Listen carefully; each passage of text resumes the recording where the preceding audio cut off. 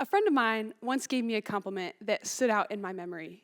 We were collaborating on a project that required 2.5 to 3 hour meetings each night for a month.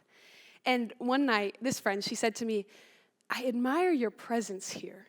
No matter where you're coming from or where you're going, as soon as you enter the room, we have your full attention." That praise kind of rattled around in my head for a few weeks. Was my friend right? Was my behavior here praiseworthy or even notable?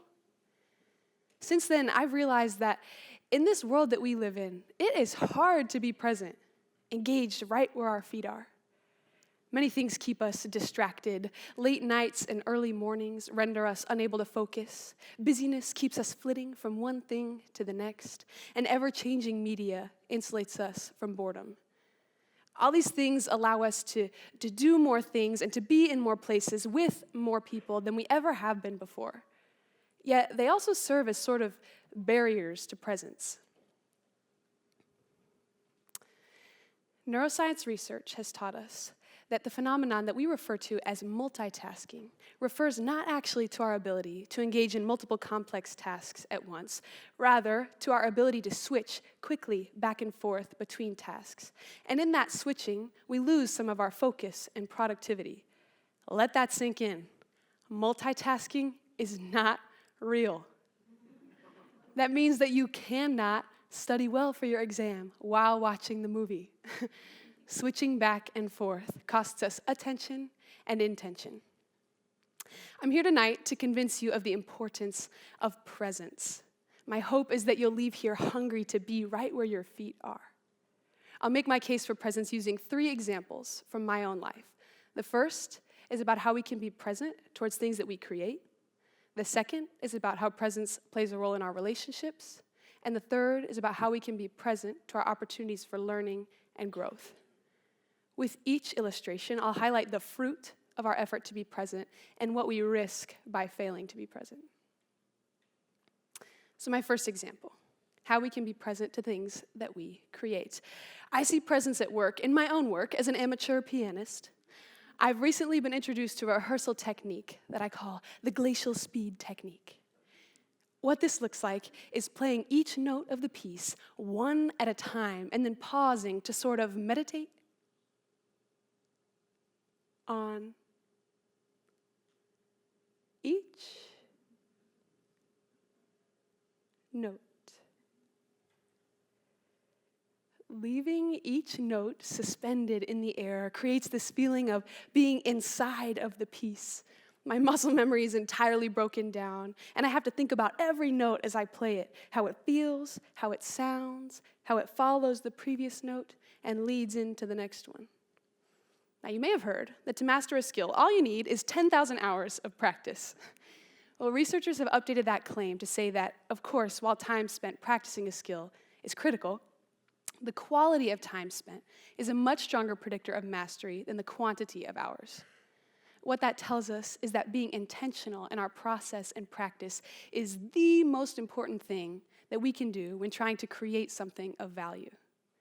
So, at the point of the music learning process where I'm using the glacial speed technique, I would much rather be running through the parts of the piece that I know I can play well, because it's fun to make music that sounds good, not this arrhythmic, tension-demanding nonsense. But the practice is a real exercise in presence for me. I can't think of anything else when playing the piano this way. And the fruit of that sort of rehearsal is free and, hopefully, inspiring performances. I'm confident that everyone in this room is in the process of creating something. What are you creating? Maybe it's music or art, writing, a grad school application, a marriage, a family. Whatever it is, by being intentional in our process and present to our work, we give ourselves the chance to create the very best that we're capable of. By failing to be present to our work, we limit the quality of what we can produce, never really learning what we're capable of. The second example that I want to talk about is how presence plays a role in our relationships. There are a few types of interactions that I just rail against as barriers to presence. The first, Imagine that you meet up with a friend or an acquaintance for coffee at, say, 9:30 in the morning, and then at about 10:30 in 1 second, they excuse themselves and head off to their next appointment. Don't get me wrong, I work very hard to keep a tight schedule, but can you imagine a way to make a person feel more like a to-do list item rather than a friend? By reminding people that they're a line in our planner, we block real relational depth. The message that we send is that our minds are on the next engagement before we've even completed this one. Or take another example. I'm in the throes of a thrilling conversation with a friend. To my mind, we're solving the problems of the universe, and I'm about to make my most brilliant point yet when my friend's wrist vibrates with a non-urgent notification. I hold my breath, hoping against hope that the notification will go unanswered. Alas, my friend pulls out their phone to fire off a quick response. But they hit me with the, "Go on, I'm still listening." Guys, we can't multitask. So go ahead, do as your friend says and carry on talking for a few seconds and then pause and see how long it takes them to look up at you blankly, wondering why you've stopped talking and having no idea where you've left off. I don't blame anyone for being distracted by a watch that vibrates on their wrist. The people who are designing these things are the masters of getting our attention. The problem is that our smart watches and our phones and our laptops make us think that we can be present to our in-person connections at the same time as our online connections. We can't. We are constantly disrupting our precious relational time. A French philosopher named Simone Weil once wrote that attention is the rarest and purest form of generosity. In this world that we live in, where we're strapped for time, we have 1,000 commitments demanding our attention, it is more critical than ever that we are present to our people when we make time for them. Instead of rushing out at the end of that meeting, try lingering generously and allowing the conversation to reach a natural end. Or, for those of us who have to keep a tight schedule, please exercise the self-discipline to take off the smartwatch, take your phone off the table, and generously give your undivided attention to another for the 1 hour that you have to offer. Our relationships are often the most fulfilling parts of our lives, our joy, our purpose, and the object of our attention. The fruit of our effort to be present to those around us is relational depth and richness. It's connectedness that staves off the likes of social isolation, anxiety, and depression. And by failing to be present to our people, we weaken our connections and harm our long-term relationships. The final example that I want to talk about tonight is about how we can be present towards our opportunities for learning and growth. Last fall, I had the chance to visit the other accredited Hope College campus location, which is in the nearby Muskegon Correctional Facility. At Muskegon, there's a cohort of men who are taking classes toward their Hope College bachelor's degree while serving time as members of the Hope Western Prison Education Program. During my visit, I was made aware that in some ways, the educational experience of the inside students is very similar to my own. And in other ways, for obvious reasons, could not be more different. A simple example is that the technology that the men have access to is severely restricted. So they were shocked when I told them that sometimes in class I look around and all I can see are people online shopping or streaming sporting events. And I think we were all a little surprised when I expressed this sort of envy at their laptop-free learning environment. The papers that the inside students write, the same papers as we're writing, are written by hand, or, for the lucky few, on old typewriters, painstakingly drafted and redrafted. I don't envy that. But with no smartphones in the classroom, no AI for help when you get stuck, no all-night partying, no extracurriculars vying for your attention, what impact do you think that undistracted learning has on these students? Many of the professors who teach in the prison say that the classroom is one of the best that they'll ever have the chance to teach in.